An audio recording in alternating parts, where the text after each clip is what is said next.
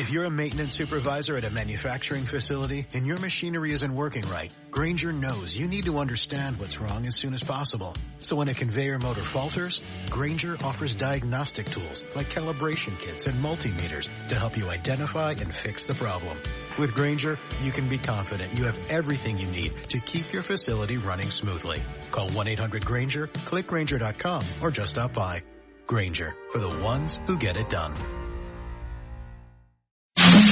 It's Another Side of Midnight. Political humorist T.J. McCormick. Now, to the Bernard McGurk studios of 77 WABC. Here's T.J. McCormick.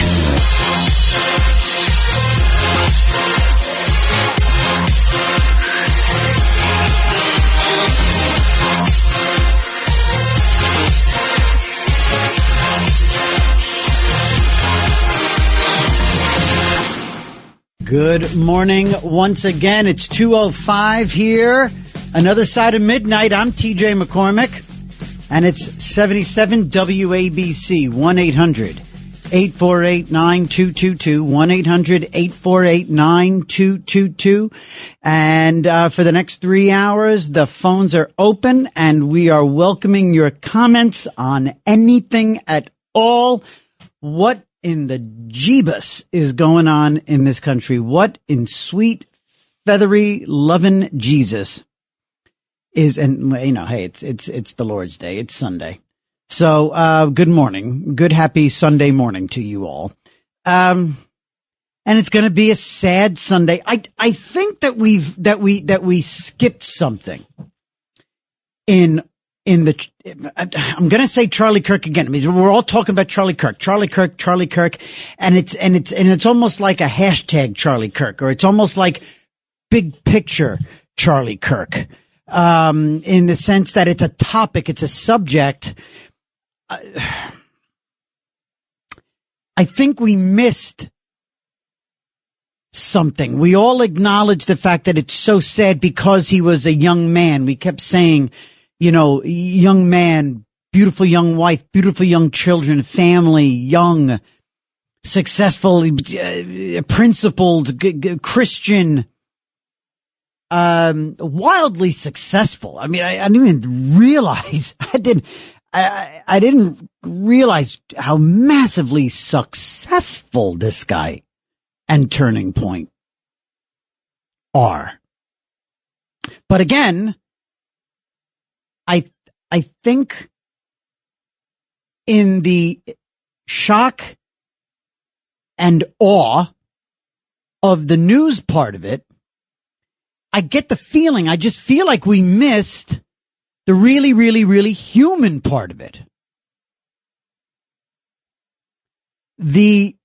And not just the loss of life, not just the fact that this guy died, but the impact. Okay. This was I say very often, and we all are quite aware, you know, we're all supposed to put down our phones every now and then, right? Put down the device, get away from it, put it in a drawer, walk away from it, take 2 hours, take an hour, take 10 minutes from your, you know, put it down, get away from and my take on the phone, on the social media, is that it's just so fast and so constant. I know I didn't invent that wheel. I know. But just to share how I look at it, my version of it is how it impacts me. And I look at my daughters, and I look at my wife, and I look at my friends, and I look at people on the street.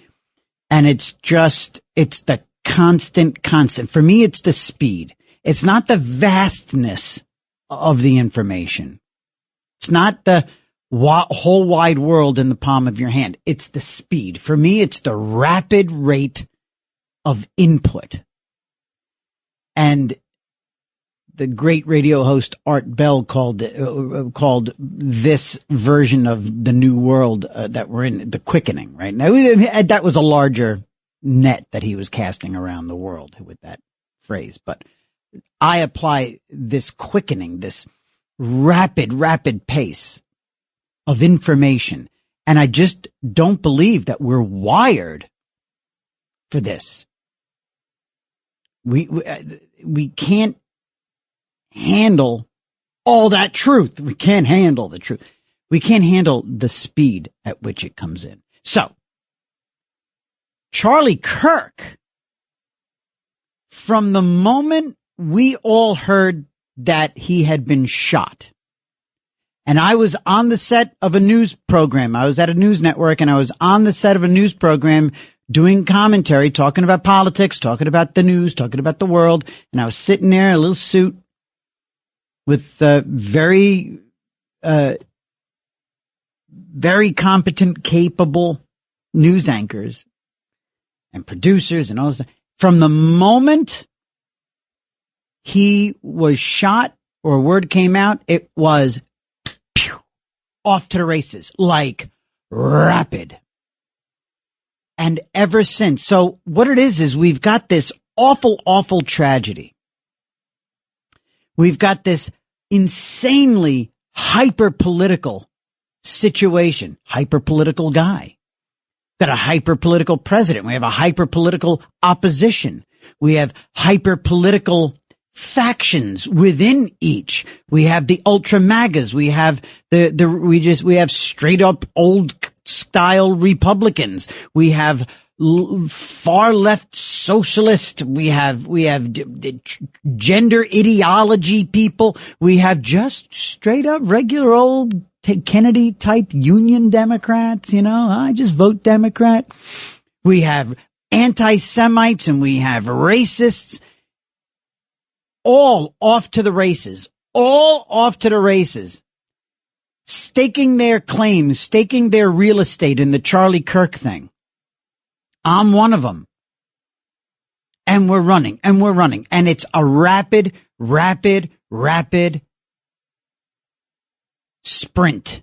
It's a sprint to the next bit of information, a sprint to the next opinion. It's a sprint to the next tweet and the next Instagram post and the next Substack article. It's a sprint and a sprint and a sprint and a sprint. And Charlie Kirk and Charlie Kirk and Charlie Kirk and Jimmy Kimmel and Donald Trump and all this stuff. And I hate and you hate and they hate and it's things and the furries and then we're back talking about Minneapolis and now it's a transgender and we're running and we're running and we're running and we're seeing them get shot in the neck and it's all this stuff.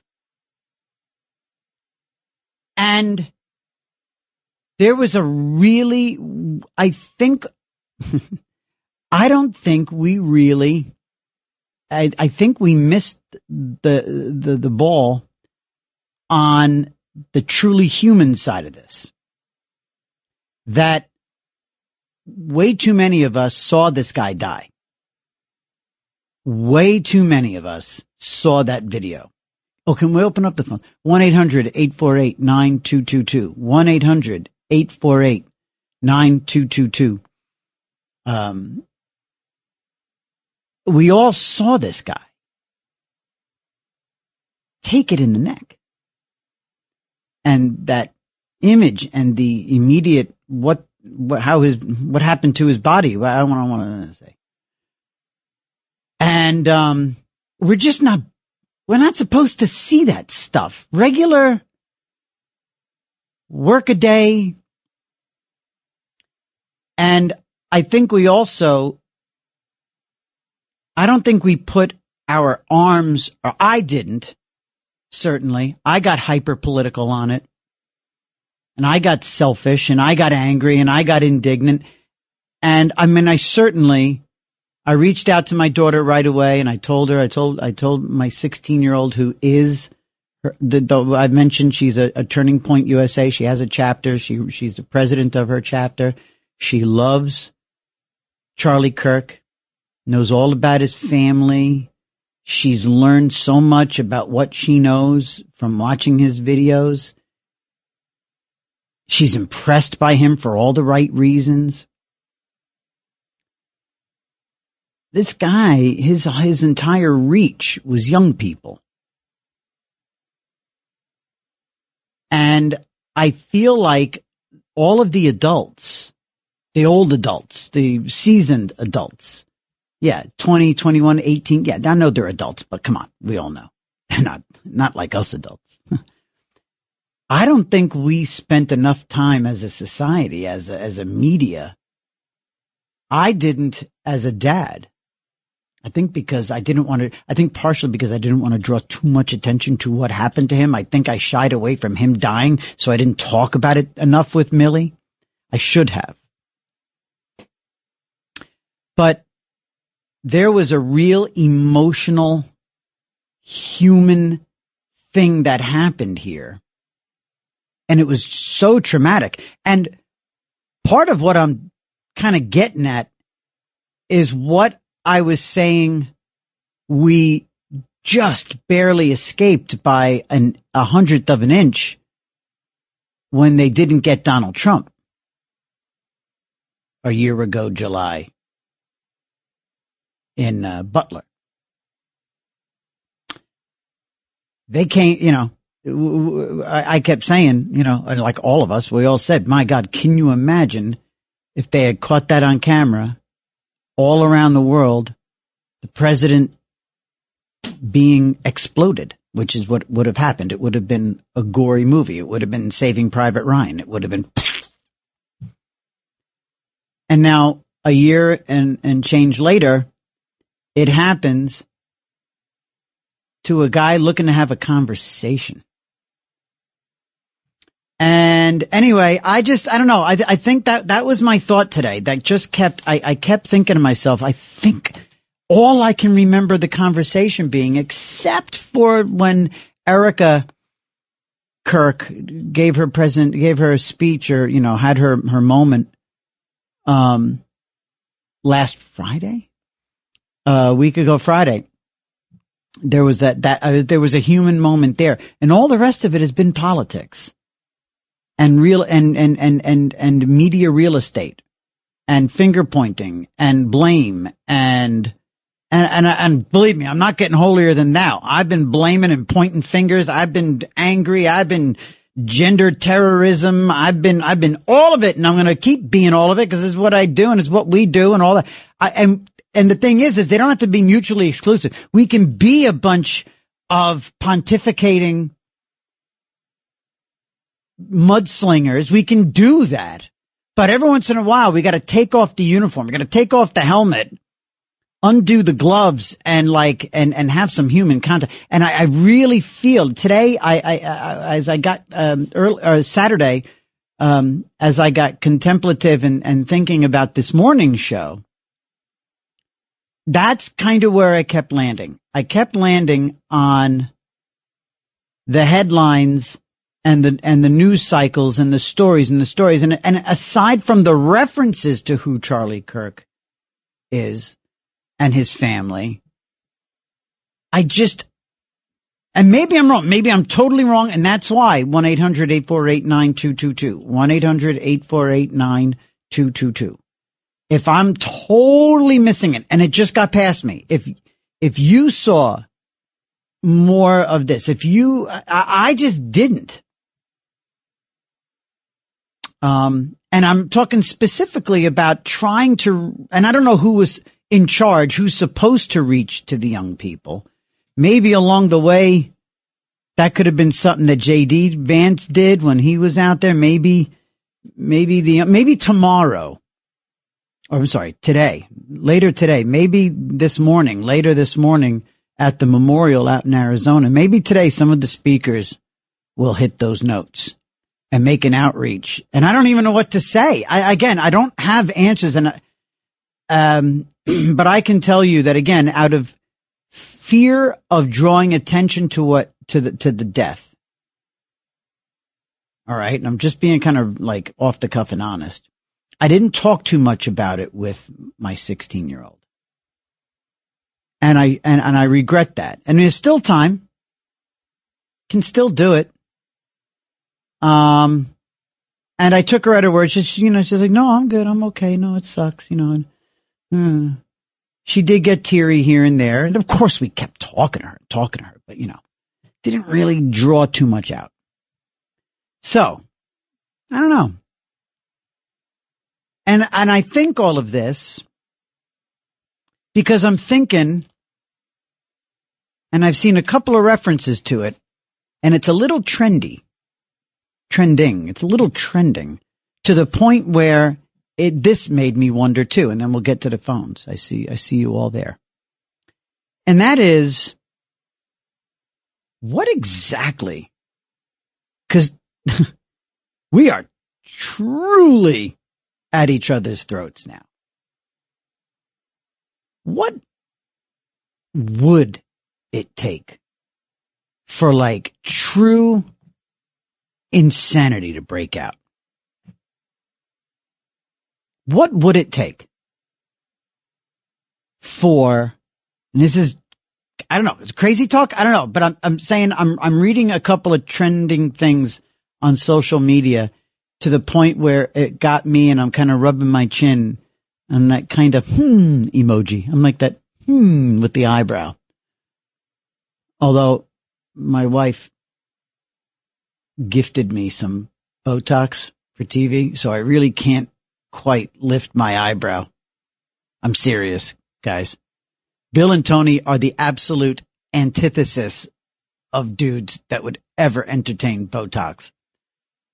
And I am absolutely the guy who would. You can act like a man! I would raise my eyebrow in contemplation, but I really can't raise my eyebrow. But I've been sitting here thinking, if not where we are now, what would it take for an actual, what would a civil war look like today? Okay. I opened up talking about what I was thinking about on the couch yesterday, getting ready for the show this morning. On the drive into Manhattan, I started thinking about Civil War, the references to Civil War. And I started thinking, okay, what would constitute a civil war? And thinking about what got us into the Civil War, we're almost at a critical mass of truly compelling issues that are really angering to a lot of people. And we've got some characters about to enter the stage, like Mamdani. We've got emboldened socialists and Marxists, emboldened and well-funded, like AOC, like that nut out in Minneapolis, like Tlaib, like the other one in Minneapolis, Ilhan Omar. They've got the money. And I was thinking, what would that look like? What would a civil war, would it be pockets of skirmishes, kind of like the way the Occupy and the George Floyd and the Black Lives Matter and the Antifa, except there would actually be fights. It wouldn't just be, okay, and I'll say it, okay, all right, and January 6th, okay? Would it be like that, isolated skirmishes? Like instead of just a bunch of Antifas burning down 3 blocks in Manhattan, it would be Antifa actually clashing with a bunch of hard right conservatives and like actually fighting and trying to defeat the others. And do you know what I mean? Is that what it would look like? Is that what a 21st century civil war would look like? Pockets of, and are we there? Are we almost there? What's the tipping point? 1-800-848-9222,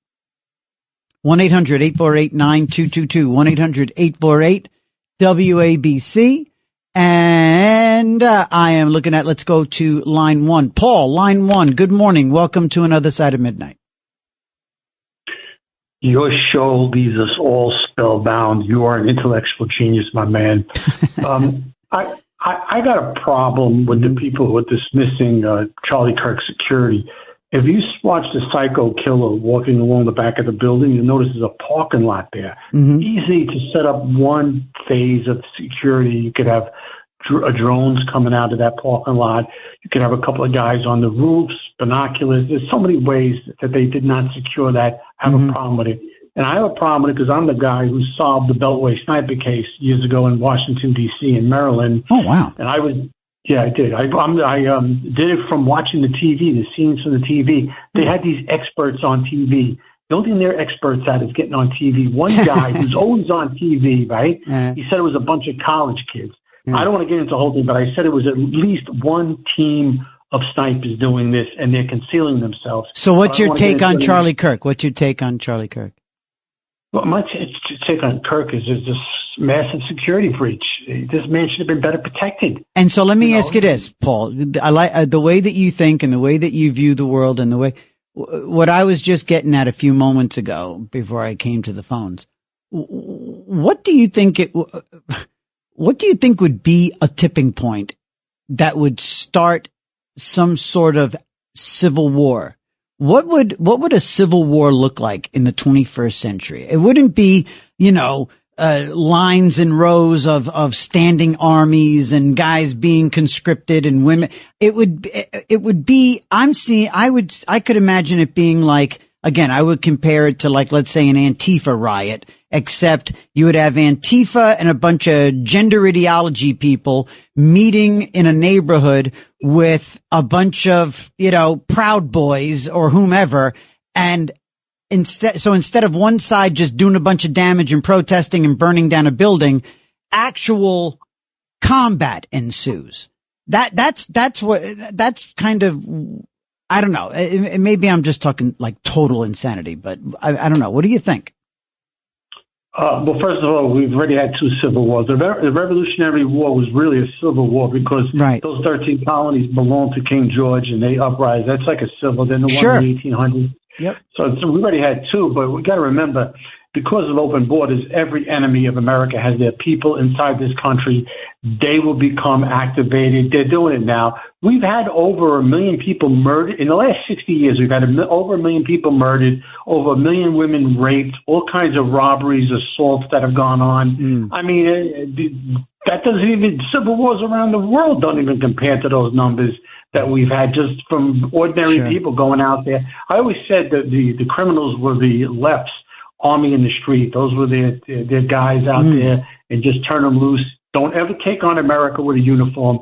Just invade the country, keep invading it, and you will change it. But I have problems with people who don't want to address the biggest problems that we had. Like they want to toast this guy Xi, the communist serial killers over there. He sent the virus over here. Why are we toasting this guy? And also the thing is, the open borders, the immigration, millions of people coming in here, and they've turned the Democratic Party into a left-wing party. That's not addressed. The immigration issue, which is going to put this guy, I call him damn, Mamdani, moron, damn New York. The immigration is the 65 Immigration Act. No one addresses it. These crazy college kids, they're going to wake up on November 4th, look for a joint, and forget it was their day to vote. Thank you, Paul. You know what, man? You always bring it and you always say it right. And I'm grateful for you being there. And, you definitely are thinking. Lord knows if you're doing anything, you're thinking. Thank you, Paul. 1-800-848-9222, 1-800-848-WABC. Paul mentions, the border issue. So again, I've got these notes here. American Civil War, question mark. And then I've got, again, this was from yesterday afternoon, before I left the house in the evening to get here.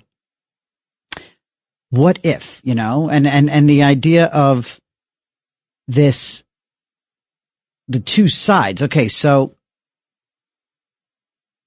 what's really I'm trying to think of what's dividing us. What are some of these hot button issues and which ones are which would be the issue that would be just I wish they would. You know what I mean? That one that would just push the button And finally, like when we talk about, the open border, I think the thing that finally,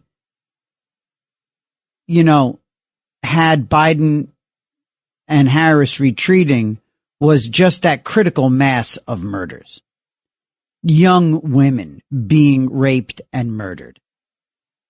And the critical mass of those stories, and Trump constantly out there standing with these families, and the very straightforward rationale that this was a rape and murder that was completely preventable.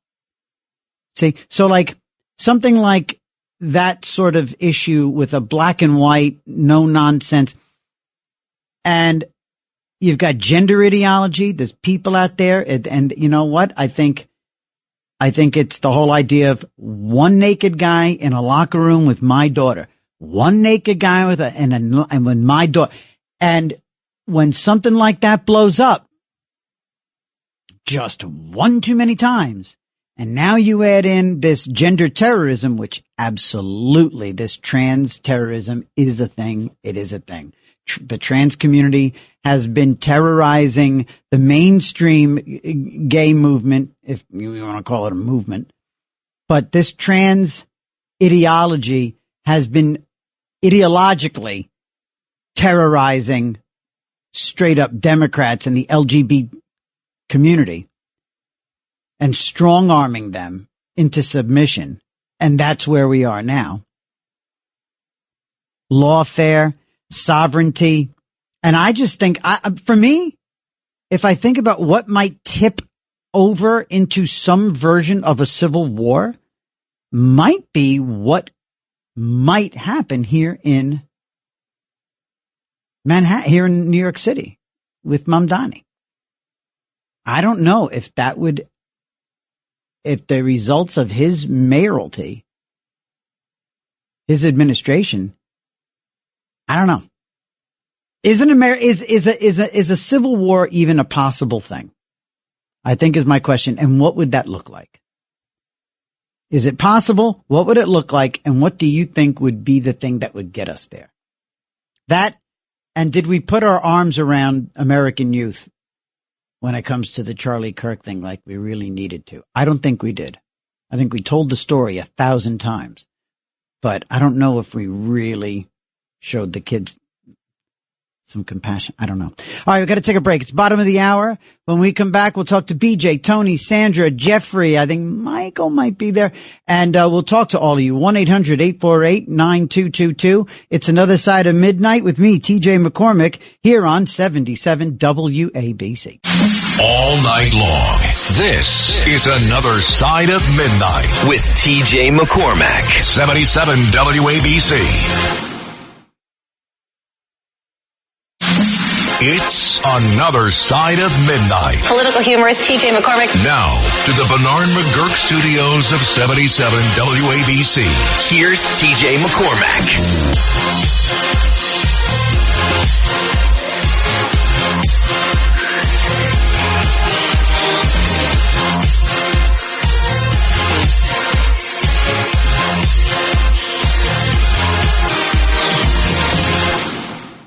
All right, 2:35. Good morning. It's Another Side of Midnight. I'm TJ. 77 WABC, 1-800-848-9222. We kind of got like a three-headed topic here. A, did we really get to the human side enough? Did we really look after the Charlie Kirk's flock? His entire legion of followers, so made up of young people, high school chapters, like my daughter in Westchester has a high school chapter of Turning Point USA. Kids and young people in college. My nephew met the guy. My nephew met him at Penn State, got a signed hat. I mean, these kids are crushed, and too many of them, too many adults saw the video. So, given the audience of the person who was murdered, I'm wondering if we really did a good enough job of addressing the mental health side of this for everyone involved, including us. I mean, raise your hand if you saw the video, right? God, you know, anyway, so there's that. And then I'm also thinking on the way in last night to the city, I'm driving and I'm thinking, you know, I keep reading little drips and drabs about civil war, you know, really getting, again, it's not going to be lines of battered troops and, in formation and, you know, drone warfare and territory. It's not going to be that. I can't imagine my version. My idea of what a civil war, quote unquote, air quotes, civil war would look like in the 21st century is, like I said, it's like we've already seen it. The Antifas and the BLMs and yes, okay, we'll say, I know, January 6th, they were not armed. Yeah, you know what? I'm not going to say January 6th. I'm sorry. I'm actually not. Screw it. I'm not. But the Antifas and the Occupies and the George Floyds and all that, those riotous marches. My notion is the idea of one of those factions meeting conservative and right-wing armed people to battle them back and not let them burn buildings, but in fact, inflict, you know what I mean? I don't know. So is that possible? Do you think that's a scenario? Are we looking, I mean, is it even potential that we could see some kind of a quote unquote civil war? And what do you think would ultimately be the one issue that would tip it over, the tipping point that would bring it on? I wonder. All right. Let's see. The Botox that I got doesn't even let me squint. I'm not ashamed. I'm embarrassed, but not ashamed to tell you that that's what I did. So I can't even squint. Okay. Let's get over to Tony in Clifton. Tony, good morning. Welcome to Another Side. Hello. Hi. I'm trying to stay with you and you're all around the globe tonight. I'm sorry, Tony, but I mean, at least it's okay. At least it's somewhat engaging, right? Okay. But it's fun. I'm having a great time. Good. So the first thing I want to say is that I thought I needed a palate cleanser. You know, we talked about the lemon meringue pie. Yes, the sherbet. Oh, sherbet. I'm okay now.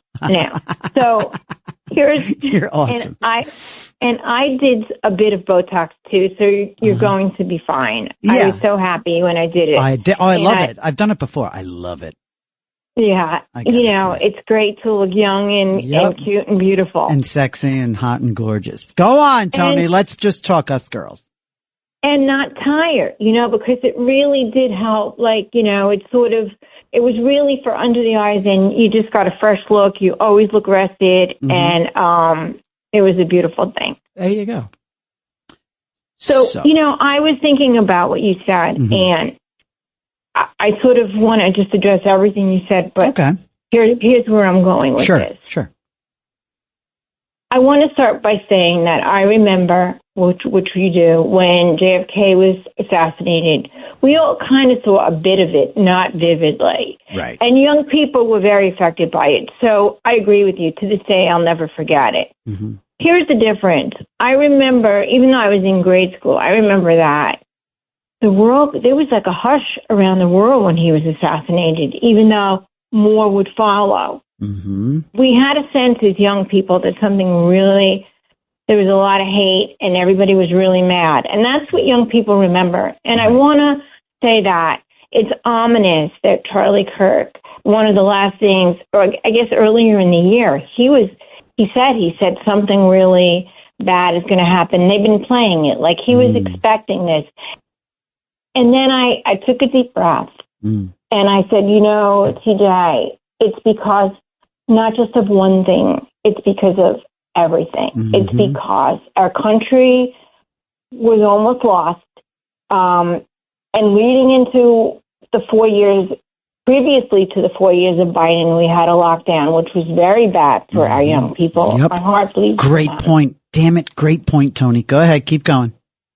So what I want to say is that I'm with you on that. I also want to say I have never seen so much death in our country, which was kind of like what happened to Charlie was like, oh my God, could it get any worse? Like when they set Sabrina Quam on fire in the subway, and Curtis was talking about it.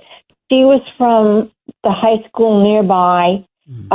She had gone in New Jersey to the Passaic Valley High School. My heart broke. I couldn't stop crying. And then, TJ, it was one death after the other. Yep. If Americans weren't getting killed because of illegals or because of recidivists that never got thrown in jail. Or fentanyl. Fentanyl, I just felt like we have lost, and I think your first caller might have said that, we've lost so many people. And I feel like we've had all these little skirmishes because even the first war was, there were so many skirmishes, and then everybody kind of all got together. Right. I think from what I'm seeing now is that we have a new president and we are cleaning up our country and we are going to pay for it. And the first person was President Trump. And then what happened? Now it was two times on President Trump and then Charlie Kirk. So they got him. And that was, that was a heartbreaker. And that said to us that if you keep this up, if you keep trying to clean up the country, who is it? I don't know. Is it the deep state? Right. What I'm telling you is that we're at war. Americans are being And you know attacked. what? And you know what, Tone? I tell you what. You know what occurred to me too and I loved your input about JFK, and there was a hush around the world, as opposed to the cacophony that ensued after Charlie Kirk. And the COVID reference in terms of the young people. Thank you for those points. But I tell you what just occurred to me too is just how massively important, and I hate to bring this down to the most basic of political references, but the midterm elections that are coming up, they could, if it goes the wrong way, it could completely stop in the tracks just about everything that Trump is doing. If we don't keep the majority in the House and the Senate, it's all over. And the election is for naught. And you know what I mean? I'm frightened to think of if the Democrats were able to pull off majorities in the midterm. So can I ask you a question? Sure. And then I'll turn it over because I want to hear all my other buddies, Sandra and BJ. But my question to you is, this election is so important. Why else would somebody, go after someone like Charlie Kirk, who did so much for our young people in our country? And I'm going to leave you with that thought tonight. What's the question? I'm sorry, say it again. What's the question? Why else would they go after and kill and assassinate Charlie Kirk? Yeah. Exactly, because this election was so important. And I'm glad you brought that up because that's always been on my mind. And we're having skirmishes. Yeah. My last point is that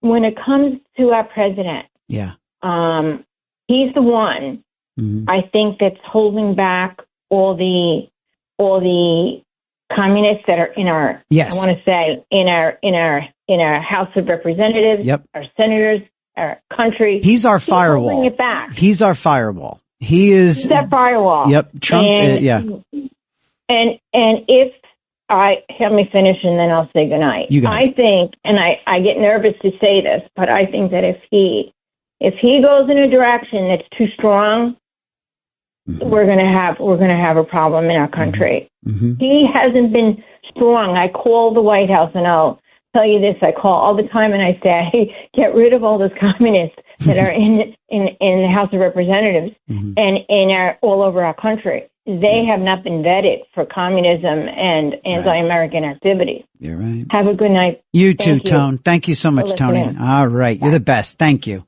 Sorry, I'm all over the place. It's just one of those things. But that was great. Tony's honesty is awesome. You guys are the best. You are, this is just the coolest thing. All right. We got one more quick break and we got BJ, Pamela, Sandra, Jeffrey, Michael. We're going to talk to all y'all. Every single one of us around the table are going to get our chance. It's another side of midnight with me, TJ, here on 77 WABC, 1-800-848-9222. We shall return.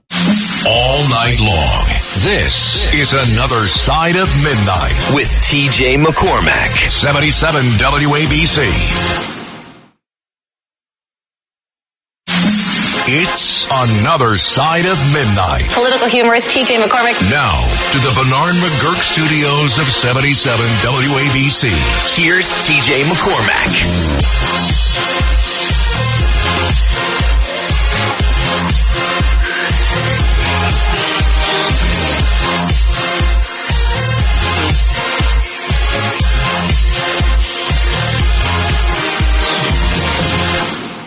Good morning, everyone. It's 2:51, and we're going to go right to the phones. We got a bunch of people. We'll take this right over into the next hour, and then we're going to talk.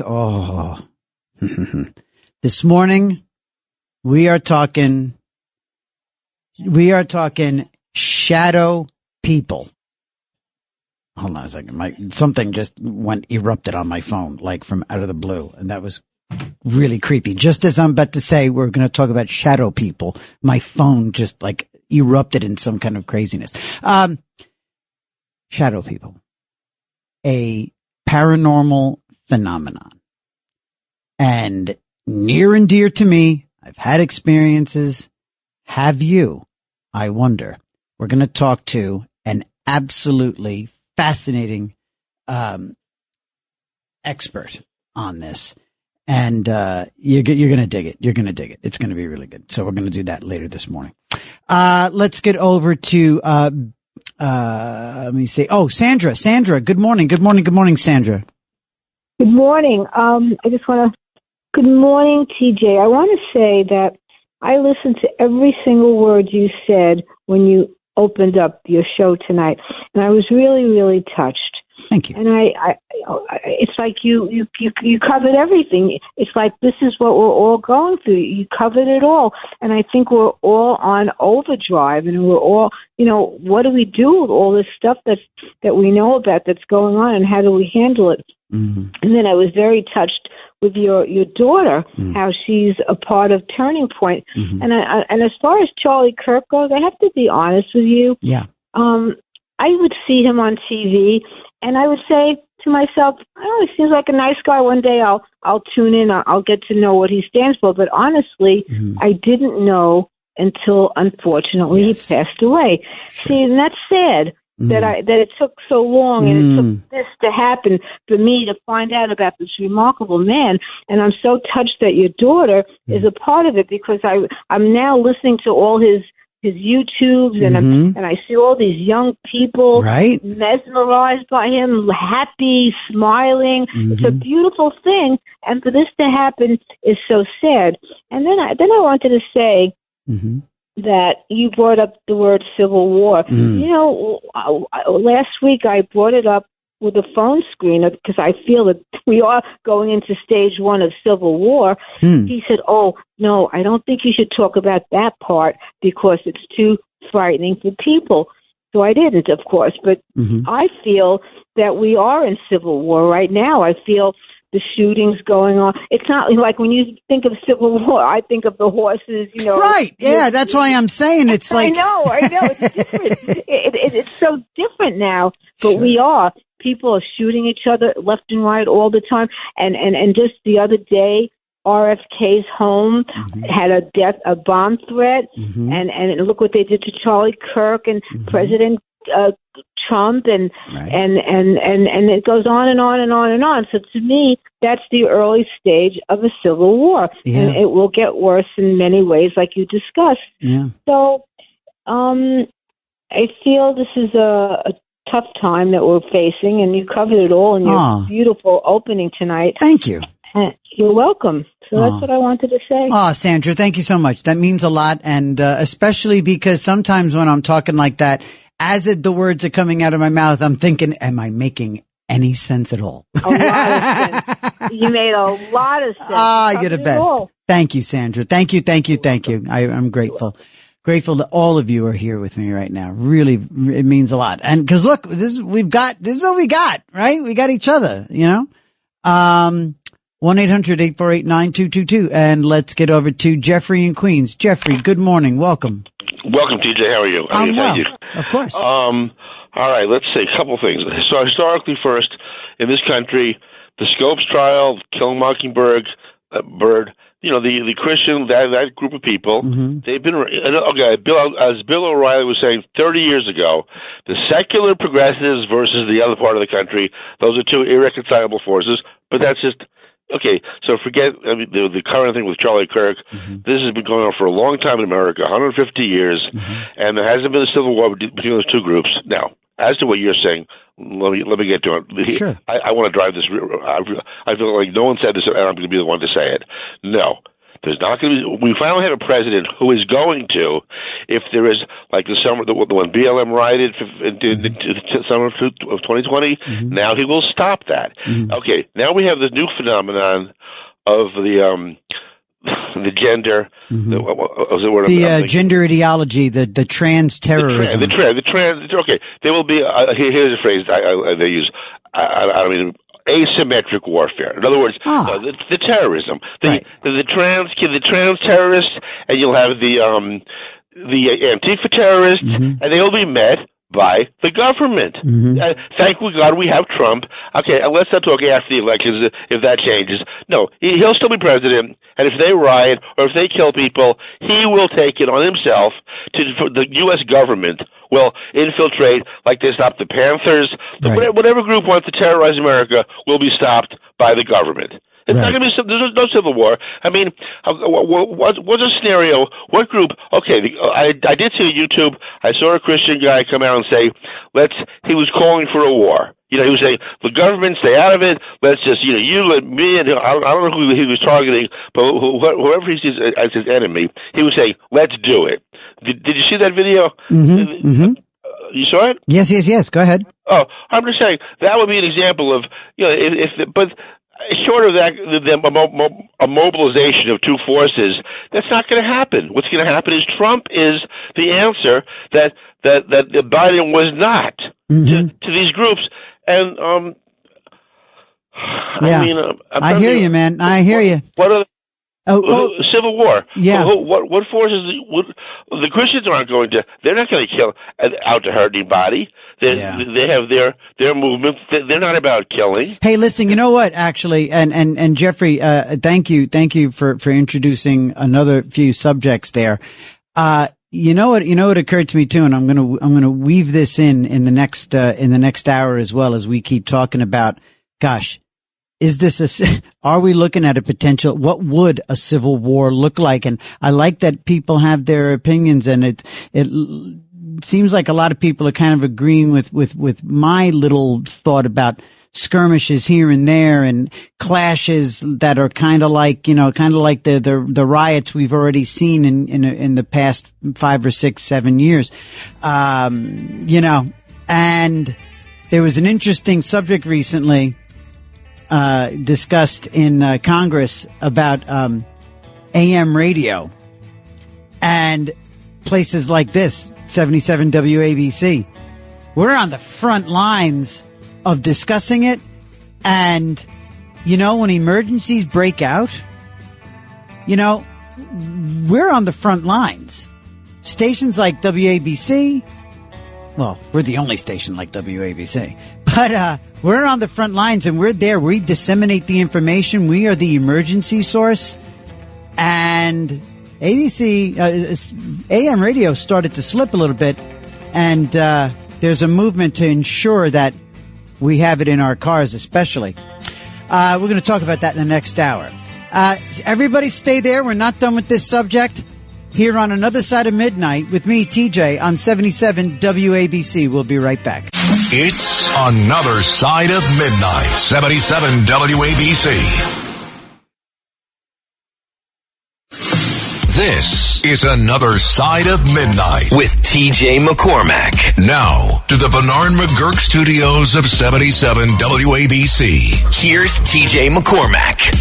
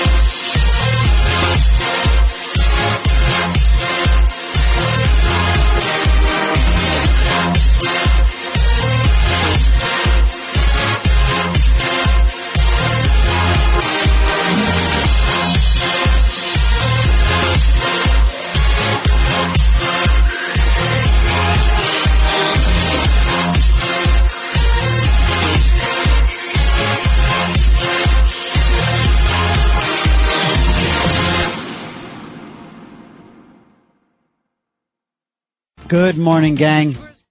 Welcome back. It's Another Side of Midnight with me, TJ, here on 77 WABC. It's 3:06, and we're talking about where we seem to have landed after the big monologue. We seem to have landed on this notion of what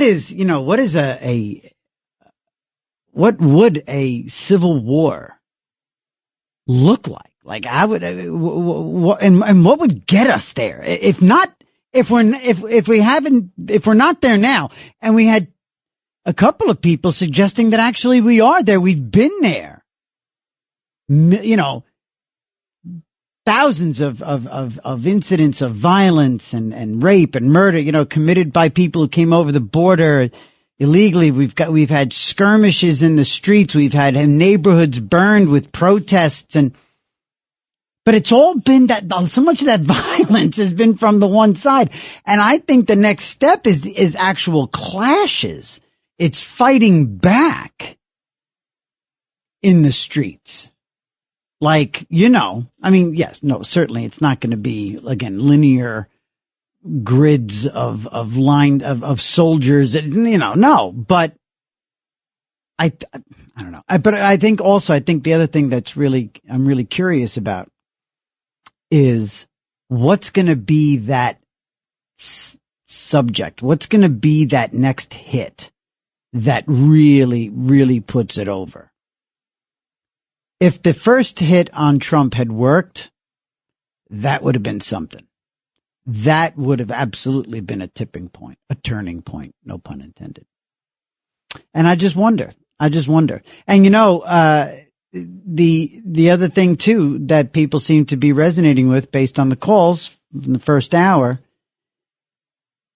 is I wonder if we did enough to look after the young people in the wake of this Charlie Kirk murder. We went straight to the news and we stayed there, and it was rapid fire, and I was part of it. And it was politics.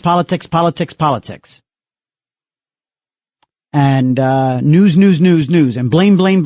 And I did it. It was me. I was doing it. And yesterday, sitting there talking to my 16-year-old who is a Turning Point Club founder at her high school, a chapter. And I realized I didn't really spend enough time talking about I didn't spend enough time as a dad on this with her.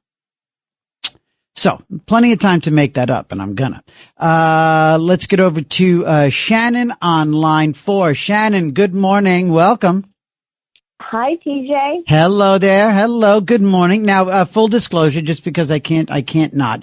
Shannon is a friend. Shannon is a friend, and I don't know what it is that you wanted to say, but I knew you were calling in. So tell me what's cooking here, Shannon.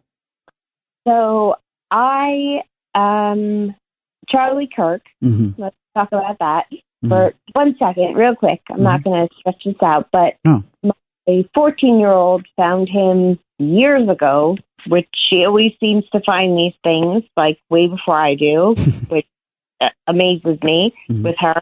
And that's how she found the Bible, and that's a whole different subject. But my older daughter, went to her freshman year of college this year, and with her beliefs and her beliefs and her truths. And then this happened on a college campus with Charlie Kirk, and we don't need to talk about that. But she, it definitely affected her in a way. And she was like, Mom, I don't know how to really deal with this. And I was like, well, honey, you have your faith, and we don't go to church, but we have our faith, and there's that. And she texted me about 4 days ago, and she said, Mom, there's someone on campus talking like Charlie Kirk talked on campuses. And I said, okay. I said, well, just go listen, just go listen to what they're saying. And she goes, well, I don't know if they're going to be right wing. And I said, well, it doesn't matter. Right. I said, but you'll know right away. Yeah. It'll be clear. Yeah. I said, you'll know right away. And she texted me, and she goes, oh, no, they're right. And I said, okay. And she has me on FaceTime all the time. And I said, and so I lived these things through her, in real time. And it was people coming up to her and saying, what do you believe? What do you think? What do you believe? And my daughter, who I did not raise in a church, but who has been baptized, and who I have taught to believe in faith and have a belief in something bigger than you. She talked to these people that she does not know as a young 18-year-old. These people are 19, 20, 21 years old. And I watched her in real time talk to someone who said, well, would you be interested in the Bible study? And she said, I would. She goes, but I have to tell you, I don't go to church. And they said, well, that's okay. And she said, well, okay, but I don't have my own Bible. I don't want to be a loser. I don't have that. She said, I don't want to be a loser. I don't have my own Bible. And they said, that's totally okay. And they said, well, what is your religion? And she goes, I don't remember what I was baptized. She goes, but my mom told me I was baptized. She's baptized Lutheran, and I was baptized Presbyterian. It's all Christian. And she said, but I believe in God. And I'm like, I'm down here on her phone. Yeah. I'm down here looking at the sky. You know what I mean? And so tell me, was this, so these people, were they were visiting the campus to evangelize? They were there to witness to people? Is that what it was? No, they were on campus kids. Oh, so they were students. They were fellow students. And wow. Yeah, they were on campus students. The person at the table, who was helping to continue like the Charlie Kirk thing and she's going to it's a D3 school. It's not like a big D1 school. Someone was just there to perpetuate, Wow. And the beauty of it is that because of Charlie and because of following Charlie Kirk, is that your daughter is open to it all and conversant in that sort of thing. And, I gotta say, I'm taking my daughter, my 16-year-old to, she asked me when I get home later in the morning, if I wanted to go to church. And my initial instinct is, well, no, I want to go to bed. But okay, yes, I will stay up an extra 2 hours and we're going to go to church in the morning. And, I think this is the first step in me making that outreach to her and trying to have a little bit of more of a consoling conversation about Charlie, which we didn't really have, Millie and I. Also, TJ, I had someone in my small community reach out to me tonight, which was totally unexpected, that said, "Hey, Shannon, do you want to go to church with us on Sunday?" Wow. Hey, you know what? Couldn't hurt, right? I don't know, man. Hey, listen, you got to forgive me. I got to jump. I got to make sure that I get all the rest of the family in here. All right. Be good. Thanks for listening. Cause you really don't have to. All right. Thank you, Shannon. Thank you so much. I love that. That was great. That's great stuff. Again, Charlie Kirk made these kids fluent and conversant. If anything, if none of it sticks, at least Charlie made these kids comfortable with the subject of faith and God and saying the words Bible study and Jesus Christ and my Lord and Savior, which I got to admit, as a Catholic, that's not my bag. As a Catholic, I don't always say my Lord and Savior Jesus Christ. That's not very, Westchester Country Club Catholic. 1-800-848-9222, 1-800-848-WABC. And we've got Pamela there. Pamela, good morning. Welcome. Pamela, line 2. Hey there. What's up, lady? Good morning. In many ways, we are already there. For instance, I'm wide awake right now. Yeah. Not only because of your show, but because my adrenaline is running full force. Yep. Because I just had to spend time in the street stopping a drunk from hitting my vehicle in the street. Whoa. And they were out of control. They didn't know where they were. So I had to help direct them, and I couldn't get the plate because I was too busy saving my life. Right. And let's see. And what else did I discover this weekend? We've got a town that renamed itself Little Palestine, and right next door, the town failed to put their flag at half-mast. It just meant respect for an American patriot who was assassinated. But yet, they're going to have a tribute to Mexico tomorrow, who is killing us with fentanyl. Yeah. Now, it's not a racist statement, and I don't want to hear any of that crap. No. Oh, boy, you are in fuego right now, Pamela.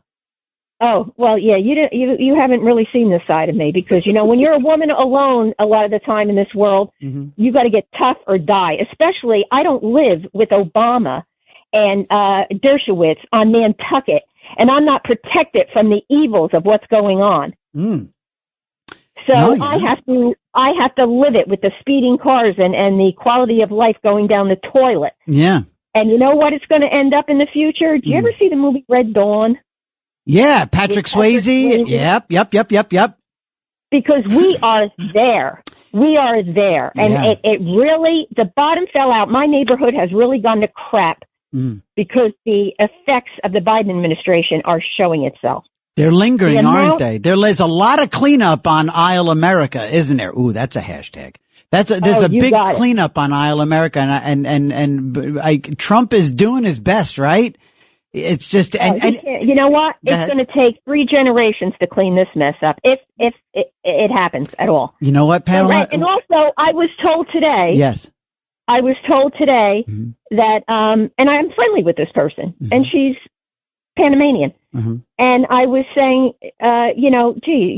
everybody speaks Spanish and mostly. And I just said, well, she said, well, that's the way it is. The country is going Spanish. I said, well, you do know our national language is English, don't you? You do know that. And listen, there's nobody more multicultural than me. I'm the one they gave the Spanish and the Arab kids to because I was good with that, with languages and everything. But there's a point where we must maintain our identity. Yeah. And Charlie Kirk is important, and you don't have to hide the fact talking about him. I hear people excusing themselves. Oh, well, I don't want to go there. Go there. Yeah. Go there and live it, because we are, you know something? I'm older. I'm older, but your children are not going to have a country. Yeah. You're right. No, it's frightening as all get out. It really, really is, Pamela. And it is fascinating to hear you like this. And it's upsetting too. I'm sad to know that you had a night like this and that your adrenaline is flowing for such a negative, scary reason. I'm the one on the block that everybody looks to. You know, they all have these Blink cameras and everything. Yeah. Do you think anybody came out tonight to see that I was disco dancing with a freaking drunk in their car? They tell me, oh, well, Pam, I've got a Blink camera, and it has a panoramic view, and look what it can see. Yeah. Well, you know what? And it alerts me. You know, I sleep with my phone right next to me. Well, where the heck were you tonight? Right. Where were you? Pamela, you better be careful. You doing that do-si-do with the drunk is going to end up in a viral video. If it does happen, make sure you let us know so we can all watch it. Well, no, I had to protect my vehicle because she was backing up. Ugh. And she was drunk. You're lucky you didn't get hurt. I mean, what were you getting in between her and your vehicle?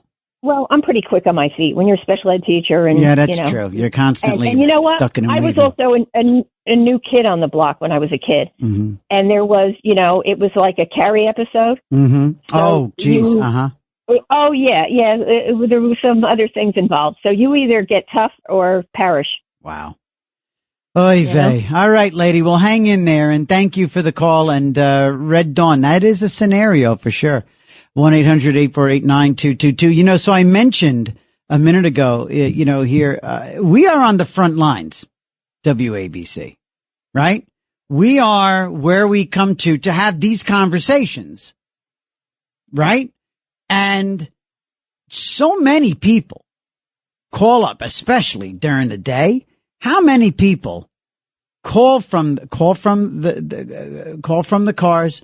And when you get in the car, I know all of you. I know BJ, Jerry, I know all of you. Get in the car, me, bang, right on to 77 WABC, right? I mean, I think there are more generational legacy presets on car radios when I got a car growing up, when my dad would get a car, we would, the first thing you do on the way home from the dealership, even sometimes before you left the dealership, is you'd set the presets on the radio. Boom, boom, boom, boom, boom. First one, without doubt, 77 WABC. And I can't imagine how many used cars are bought. And if you go straight to the AM presets, 77 WABC, it's right there on probably every used car lot.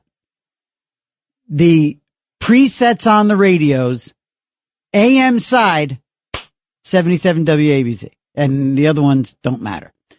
But they're there, and they're there for literally years, decades. Even the old push button punchy ones, right?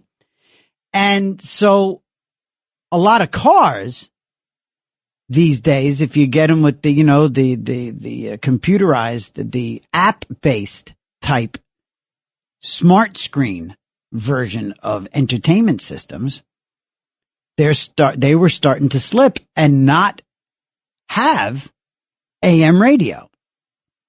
And our very own owner and operator of 77 WABC, Mr. Catsimatidis, he's been out, talk about the front lines. He's been on the front lines of saving AM radio, and in cars and in general. And when you think about the role that we play here, and if we talk about the potential for this coming together and the potential for, the coming together that we're doing as a nation right now when it comes to Charlie Kirk, we coalesce, we come around a virtual coffee table, a virtual diner, booth, right? That's 77 WABC. And when it comes to emergencies, when it comes to national emergencies, when it comes to weather emergencies, you go to AM radio. You certainly don't go to dance the cha-cha. You don't go listen to oldies. You come to AM radio. And so given this ongoing push to save it, this past week, they took a step. The House of Representatives, the Congress passed a bill just this past Thursday mandating that AM radio be included in all new cars. All right. It was slipping. Matter of fact, I recently was about to buy a new car and I didn't because it didn't have AM radio. I didn't buy the damn car. And so, this past Thursday, they passed a bill mandating that AM radio be included in all new cars. And it's a bill, all right? They passed a bill. It's got to become a law. Companion bill will have to pass in the Senate to make it a law. And then the president's going to have to sign it. And our very own John Catsimatidis has been among, has been out on the front lines of this. He's been one of the most outspoken voices when it comes to the importance of preserving AM radio. Especially when you think about emergency broadcasts. And can you imagine if things keep going the way they're going in the wake of Charlie Kirk? What we're going to need, the communication that we might have to deploy in order to stay on top of things. Again, we've got natural disasters. How about national disasters? And in the event of an emergency, including something that would significantly affect internet or TV broadcasts, it would be right here at 77 WABC that we would have to be in a position to be able to deliver information to the public. And the way that AM radio waves are able to transmit through the ground and then be received over long distances, with like skip bands, listeners to radio, you guys, we all know, I know from being a consumer of radio, I'm familiar with the emergency alert system that's maintained by FEMA, including strategically, and this is something I've only learned recently and I'm learning more about now because of Mr. Katz and the conversations that have been happening on ABC this week, strategically place bunkers, which is where emergency broadcasts can originate. So this legislation that made its way through the House this past week, Mr. Katz has one main objection, and this is something that we all got to pay attention to. 1-800-848-9222. And that is, there is a sunset clause in this bill. Sunset clause means that it fades out. It drops. This bill will, as currently written, it would sunset in 8 years. Just putting off the eventuality that AM radio in cars would go away. And he's too smart. He sees right through this stuff. Mr. Katz knows what these guys do when they write these bills, so he paid attention. And there's a publication called Barrett Media. And Barrett Media got a hold of Mr. Katz, and he's been talking to Mr. Catsimatidis, been talking about it all week here on 77 WABC. But he told Barrett in particular, And this is a quote. And again, this is very timely, talking about all of this unrest in America, especially vis-a-vis Charlie Kirk, and where we could find ourselves at any given moment, looking down the barrel of skirmishes and lawlessness. If people start pushing back against this trans terrorism, if people start pushing back against this Charlie Kirk type situation, if we have factions squaring off in the streets, we're going to want to know what the hell's going on. And this is what Mr. Katz told Barrett Media. He said, quote, 77 WABC and all AM radio stations across the country provide life-saving information and emergency alerts to the public. Exactly what we're talking about here. And he went on to say, while the committee's action may be a step forward, a ridiculous last-minute change sunsets the law in 8 years. In other words, what the hell's the point of this law if it sunsets in 8 years? And Mr. Katz went on to say, AM is the backbone of the emergency alert system, and tornadoes, hurricanes, and other natural disasters won't go away. And I submit, national emergencies. They won't go away. The absurd 8-year sunset harms all Americans. 300 members of the House and 61 senators supported the bill without an 8-year sunset. God, nothing gets past this guy. Politics aside, Congress should not compromise on citizens receiving critical news from AM stations. The sunset must go. 1-800-848-9222, 1-800-848-9222. Tell me how you feel about AM radio not being in vehicles. And I tell you what, if it keeps fading in vehicles, you know, that's the lifeblood of radio listenership. What's going to happen to the signal in general? 1-800-848-9222. Mr. Katz is fighting a good fight. Mr. Katz-Matidis knows what he's doing. He knows how these politicians work. Yeah, great. Save AM radio in cars.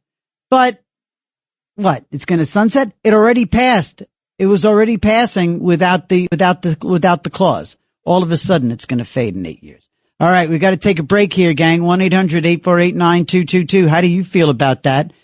Do you think that we need to save AM radio in cars? I think so. I think it's a no-brainer. Why? If it ain't broke, don't fix it. Don't lose it. And don't save it just to have it go away in 8 years' time. Stupid. 1-800-848-9222. It's another side of midnight with me, TJ. We're going to come back and talk to all y'all right here on 77 WABC. All night long. This is another side of midnight with TJ McCormack. 77 WABC. It's another side of midnight. Political humorist TJ McCormack. Now to the Bernard McGurk studios of 77 WABC. Here's TJ McCormack.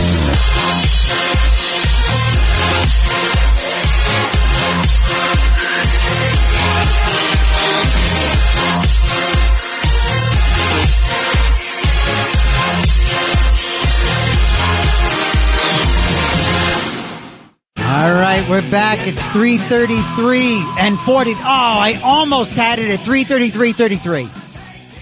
It was 3:33:43 when I noticed the digital clock. Almost. Good morning, everyone. It's another side of midnight. It's me, TJ, here with all y'all. It's 77 WABC. Grateful that you're there. And, you know, I tell you, I was saying that he doesn't miss a beat. And we're talking about we went into the last break talking about the people who are circling the wagons to try to save AM radio as we know it. I mean, and the conversation tonight and the conversation for the last 10 days surrounding Charlie Kirk and being able to be aware of what our president is up to, and it's all predicated on. And I really believe the reason we have President Trump is because of AM radio, led by 77 WABC, led by John Katz-Matidis, and our visionary owner and operator here. thank God it's him because he knows what's going on. Doesn't just have his finger on the pulse. He knows the players involved. And I was made aware of a conversation that Mr. Katz had in particular with a Ryan Matthews, and there was a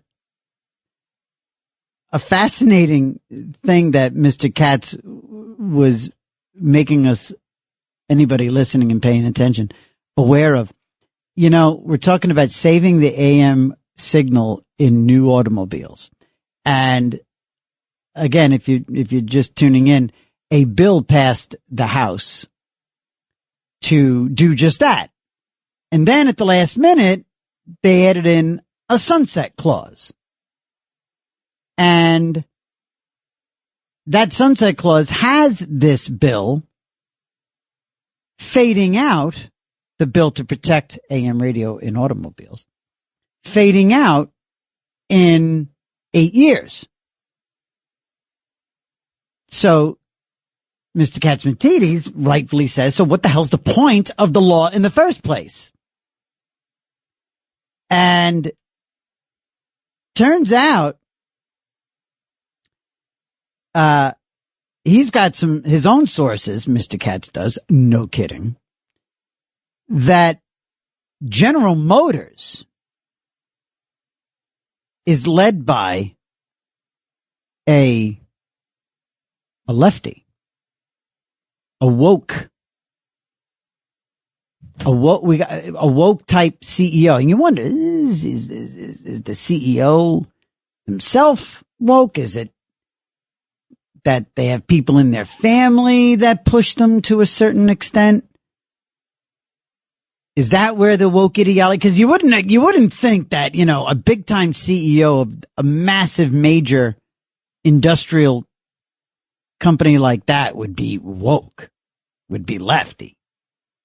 But there's a lot of pitfalls out there, and they'll surprise you. But thank God we got Mr. Katsimatidis on the job, and his radar is up. And Lord knows he has a vested interest in the survival of AM radio as we know it. And we all do. And it's very good. You can make a very good argument that the reason that America is on the rebound and the reason we have a President Trump is because we have a 77 WABC and a Sid and a John Katsimatidis and a Chad Lopez who brings in and keeps us up to our eyeballs in people like Greg Kelly, right? And Sid and everybody else here and Kilmeade. And this unbelievable lineup of talent that keeps everybody's eyes on the prize and keeps us moving forward in the right direction, and the whole damn country, because this is where we meet to talk about this stuff.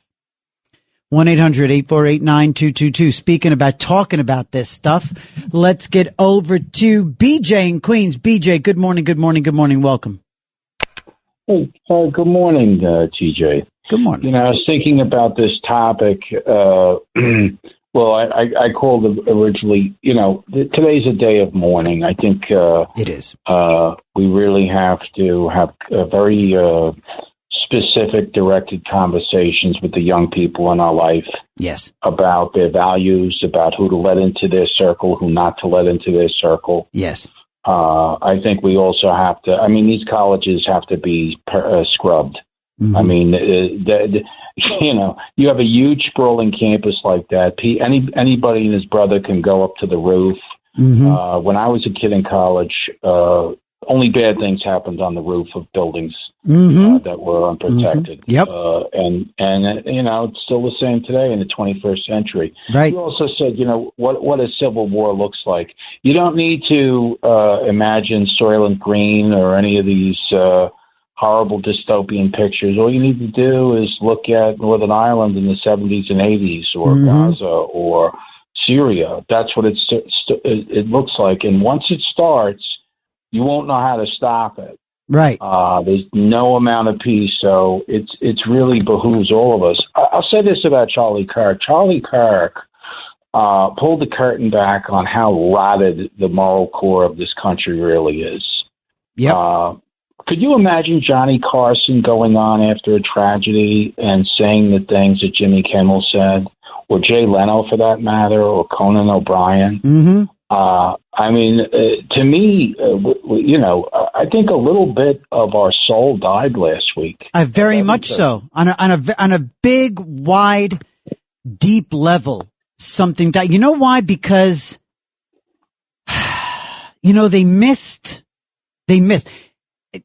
It's a fallacy to say that it was a failed attempt at Donald Trump. The attempt didn't fail. The attempt missed. They got the shot off.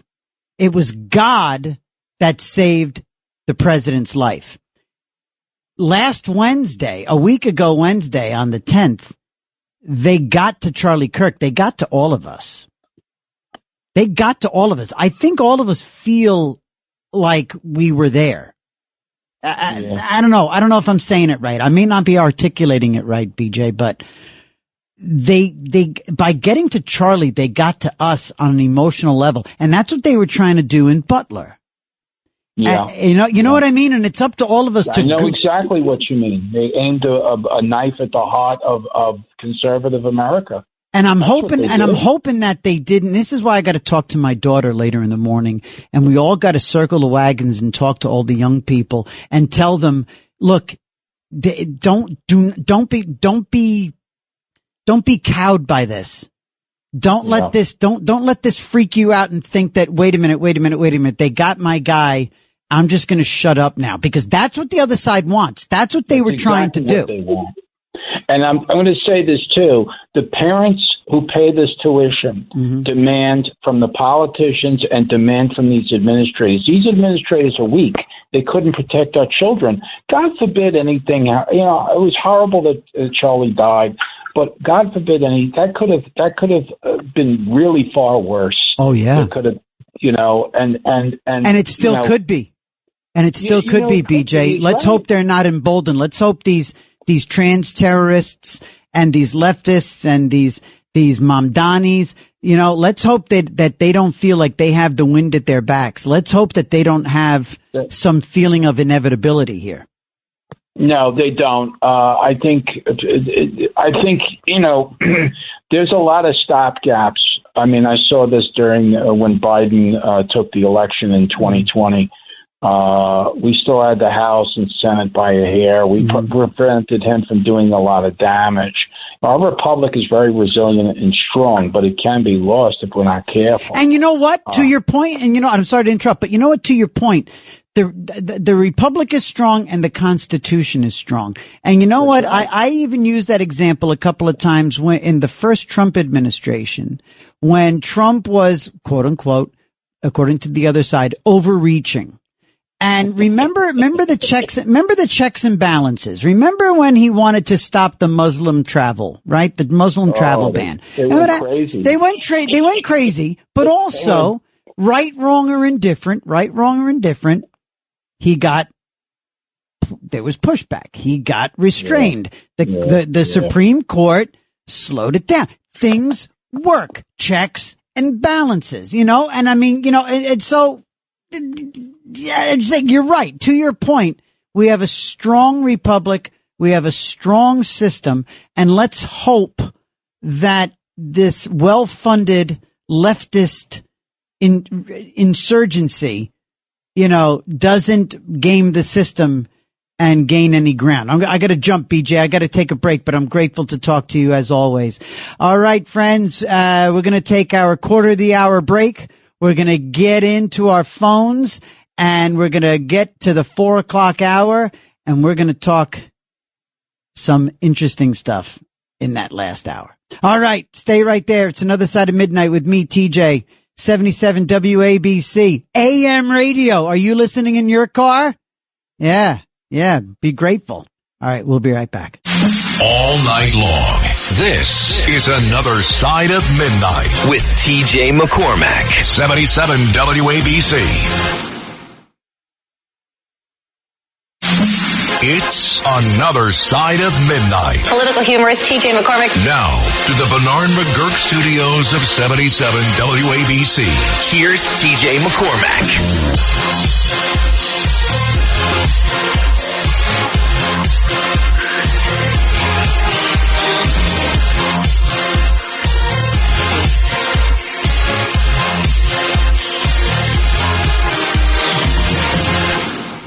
So you can thank Mr. Katz when this bill passes, and got to keep the pressure on. Call your representative. Let them know that you don't want to go to a car lot and find a car and get home and realize it doesn't have AM. It's happening to everybody. People, I didn't buy a car because it didn't have AM radio. It's all over the place, and the car makers don't have a good reason for it. But can you imagine a natural disaster or a national crisis, and and you're in your car and all you can do is either NPR or or Cardi B. 1-800-848-9222. Let's get over to Jerry has been waiting. Jerry, good morning. Welcome. Line 3. How are you, Jerry in Jersey? Good morning. How are you doing, TJ? I'm well. Thank you, sir. All right. So I'm thinking of what held back a complete takeover by the left during 2020 to 2024. The only thing that stopped these type of people was the knowledge that the Second Amendment was alive and well, and that Trump supporters already had tens, actually hundreds of millions of guns. And I think that's the only thing that stopped a takeover. Like Trump would have been taken to a military jail under emergency order, and Biden and really whoever's ever running it would have just took over. Right. And the reason I say that we're on that path, if it's not really going to happen right then, is I want you to think of people like Judge Merchan, born criminal trial of Trump, that circus. He was born in Bogota, Colombia. Right. Judge Chutkan, she was born in Jamaica. Judge Amit Mehta. These are the January 6 judges, and also another criminal judge with Trump was born in India. What do these people have in common? Much like Ilhan Omar, that great Somalia, from Somalia. Okay, so what do these people have in common? Well, they don't have fathers that fought in World War II, or fought in Vietnam, or fought in Korea. They don't have brothers that fought in those wars either. Wow. And this is profound, because what happens is they're not as patriotic as the people, and they simply do not have inbred in them and understood. They weren't brought up with it. They didn't have those kind of parents, and they do not understand what liberty and what freedom is in this country. They really don't. And that's the problem. Okay, so they're communists, basically. Yeah. And that's the other problem. And would these people, if given a choice, look at how they tried to put Trump in jail. 85 charges. I think he faced 440 years. He was like a multi-serial killer. He's worse than John Wayne, okay, or just as bad, they said. Right. And we have people who are born here like AOC and Crockett. What a great education system we have. Nice, good little communists. Now, you take those people. Do you think that anything's stopping them except the knowledge that we all are armed? You better believe it. Wow. If we weren't all armed and we didn't have a freaking one gun in this country, 2020 would have been the last election. And if not, we're looking at it right down the road in 2028 or 2032. If anybody even close to an AOC ever became a president, it's president for life, except we have the guns. Jerry, this is one of the what a profound call. Thank you, brother. You just, Lord knows that was really great stuff. Can I say one more thing? Very quickly. Okay. Just like black people didn't let Martin Luther King's death stop them, all you young people, take it to the streets and take Charlie's word out there and speak up. Don't let it stop you from speaking up. Beautiful. Well done, Jerry. Well done. Great call. Great call. Every call has been spectacular this morning. Let's move right on over. Let's go to Michael on line 5. Michael, good morning. Hey, thanks for taking my call. Of course. I don't think that was a profound call at all. I think it was. Does anyone know what led to the Civil War? What led to the Civil War? I mean, a number of issues, industrial issues, slavery, and go ahead. If we think the left is going to lead the Civil War, who's your Robert E. Lee? Who is your Jefferson Davis? On the left? Yeah, I think Barack Obama. I think Barack Obama, and I think George Soros is the money. And I think it's a bunch of radicals, and I think it's people we don't even know about because they're. But do you think they have the organizational skills to actually pull it off? You know what? They have, but again, not in the Civil War sense, but we've seen they have the organizational ability to have these flash mobs show up in everywhere from medium to major market cities. And burn them down. They burned down portions of Minneapolis. If it's the skirmish, Fort Sumter all of a sudden. What's that? And that's all of a sudden Fort Sumter. You know what? Again, I think a civil war in a 21st century. It's reckless. I think this whole conversation about a civil war is very reckless and irresponsible because Why? they don't have the skills to pull it off. They don't have the troops to pull it off. And it's not going to happen.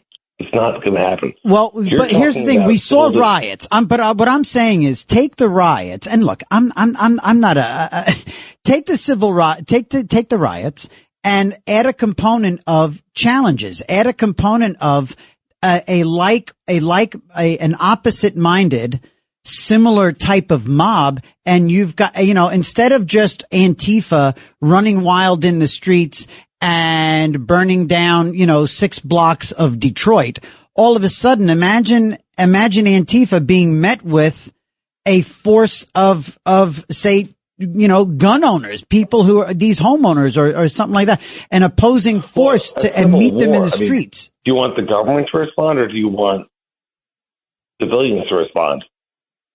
That's what I'm saying. I would prefer it be locked down by the appropriate forces. But what if before they got there, again, I don't know. I'm just saying is I keep seeing references to civil war. I'm certainly not calling for it. I'm not hoping for it.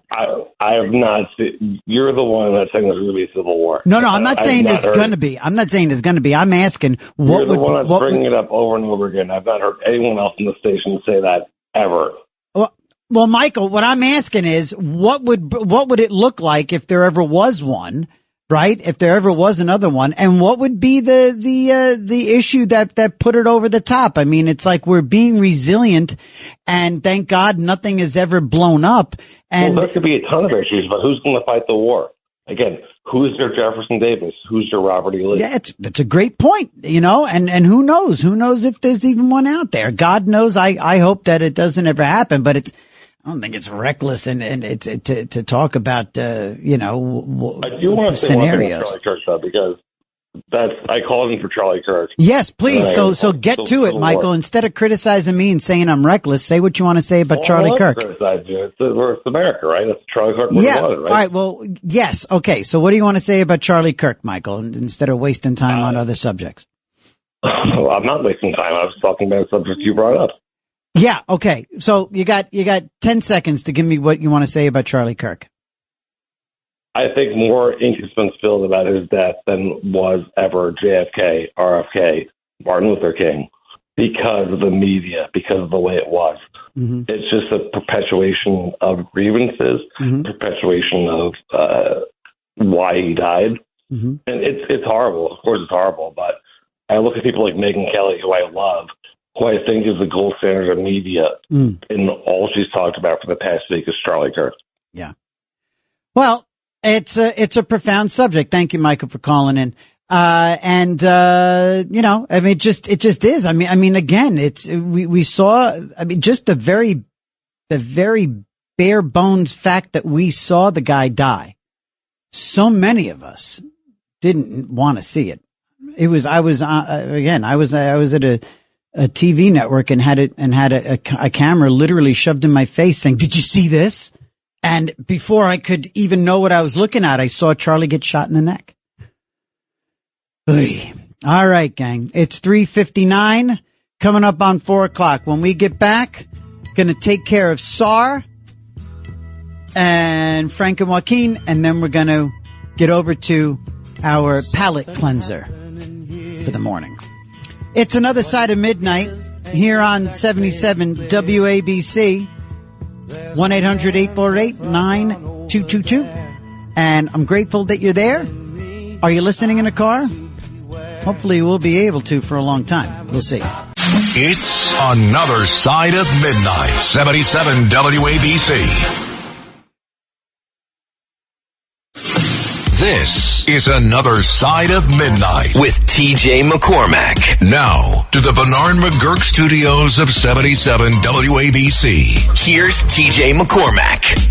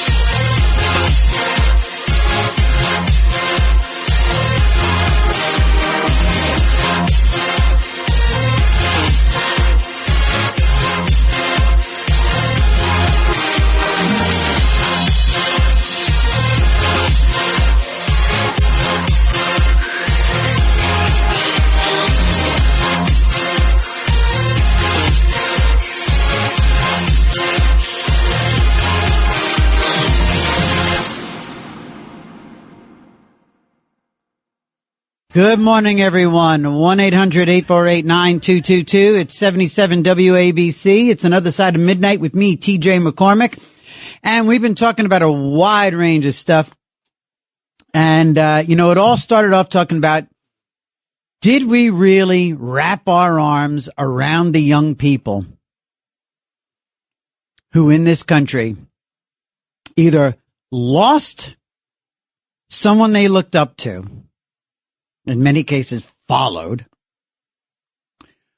or, even, just the kids who were just aware of this guy. The innocent, when I was on the air on television when the news broke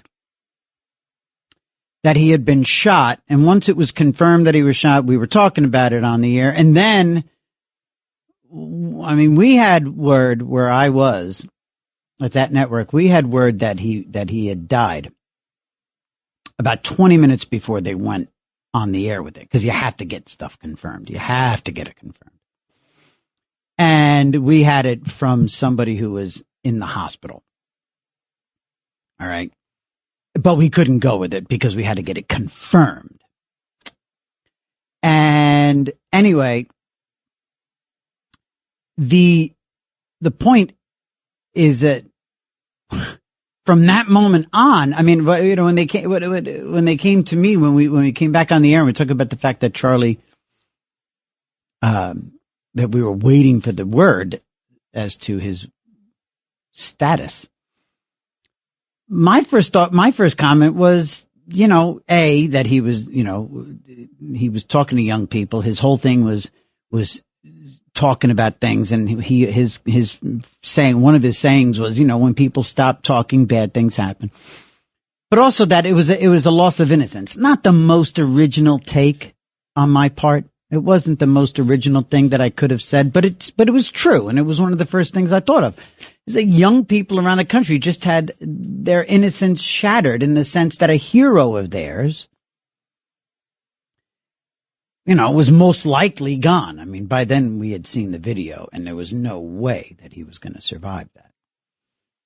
So for the last couple of hours, we've been talking about, you know, we've done a great job of talking about Kirk, talking about his passing, and myself included, pointing fingers, blaming, arguing, and mudslinging, and back and forth, and woke, and trans, and and all this stuff. And I've been fighting and arguing.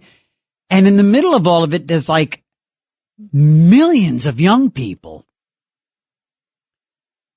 who needed to be treated like young people, and needed to be told that it's going to be okay, and needed to be told it's not the first time, and needed to be told we'll get there, and needed to be told his kids are okay, and needed to be told you're going to be okay. This doesn't mean that because you are a follower of his or because you're against him that you're guilty. All of that. Anyway, it's been a fascinating conversation all morning. And I'm grateful for that. And let's get over to Sar here in Manhattan. Sar, good morning. Yes, good morning. How you doing, TJ? I'm well, thank you. Thanks for calling in. Yeah, two things rather briefly. Mm-hmm. The first thing is Civil War. Mm. We already have a Civil War that is almost nearly its terminus, as they would say. Mm-hmm. The 4 years that Biden was in power, what went on with these major cities out west, mm-hmm. What went on here in New York, the Democrats waged a virtue and groups, sure, which they support, Antifa and BLM and the other frauds. They basically ravaged this country to the point where I would say people were getting really fed up, and it could have exploded. Right. This whole thing could have exploded. But yeah. Republicans, especially Republican gun owners, I know many of them. Yeah. These people have cool heads. They're measured. They're very measured, and they're patient. Yes, exactly. The problem is you reach a saturation. Everything reaches a saturation point where something bad is going to happen. But right. Apropos to that, okay, the point is with this thing about Kirk, let me ask you a question. How many people under the age of, say, 25, how many followers do you think he really had? I don't mean just incidental people, followers, active followers. How many do you think he had? You know what, man? It's certainly in the tens of thousands, probably nudging up to the hundreds of thousands, I would imagine. I really do think so, based on and it is kind of, you can gauge it based on the actual subscribers he has to his channels. And I mean, looking at the guy just on a very practical, pragmatic level, on a tangible level, the guy had private security. He has a base of operations that's like that. It's a broadcasting facility in Arizona. He flies private, which is no small thing. I think he had hundreds of thousands of followers. Okay. So you wouldn't say millions, would you? Not necessarily. I maybe okay. not. I don't know. I certainly hundreds of thousands, but millions. Okay. I don't know. But go ahead. What's the point? The point is that is maybe a few percent of the actual number of people under age 25 in this country. Okay. Most people never heard of him. I've spoken to people who thought he was somehow a relation of President Trump. Oh, that's interesting. He was a senator. They never heard of the guy. Well, look, I mean, you know what's fascinating, Sar, is that there's so many people who don't even know that they have a county executive or that they have a state senator or an assemblyman. It's amazing the degree of, not in a negative sense, of ignorance out there amongst people of what they know, what they don't know. But where Charlie Kirk is concerned, I think the wild card here, or the operative issue or factor, is in fact social media and YouTube. And I got to jump. I got one more caller I got to get before we go to our next subject. Jerry in Jersey, AM radio. Jerry. Good morning. Hello. Hi. Just a little tidbit what I've been doing lately. Yes. I'm a much older person, but I do watch, the channels where you buy all your little trinkets on the Home Shopping Network. Anytime they have a radio advertising, I call up as though I'm going to purchase one. And my first question is, do you have AM radio? And most of the time they said no. I said, well, then I'm not buying one. Go back to your dealers and tell them, get rid of the radios. There you go. Right? From your tell all your friends out there, my old people. There you go. Call and do it that way. There and you God go. bless Charlie Kirk. God bless Charlie Kirk. God bless you, Jerry. And from Jerry's lips to Mr. Katzmatidis' ears. Yes.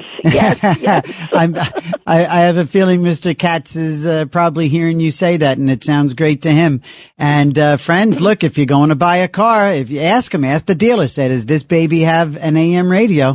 And if he says no, then tip right out the door. And that's what I do, and I can't. I'm ready to buy a car, but I can't until they put that radio back in. Exactly. Thanks, Jerry. Thanks for calling, love. And listen, call your congressman, call your senator, tell him, get rid of that sunset clause. Get rid of that. Look, this is the 77 WABC Army. Get on your phones, get on your emails, and reach out to your congressman and senator, tell them, get rid of that sunset clause in that bill. Get rid of the sunset. It's totally unnecessary. Doesn't need it to pass and should be part of the law. Get rid of that sunset. All right. We're going to take a break. And when we come back, we're going to get spooky. We're going to get very, very another side of midnight-ish. We're going to talk about shadow people. Stay right there. Another side of midnight, 77 WABC. All night long. This is Another Side of Midnight with TJ McCormack. 77 WABC. It's Another Side of Midnight. Political humorist TJ McCormack. Now, to the Bernard McGurk studios of 77 WABC. Here's TJ McCormack.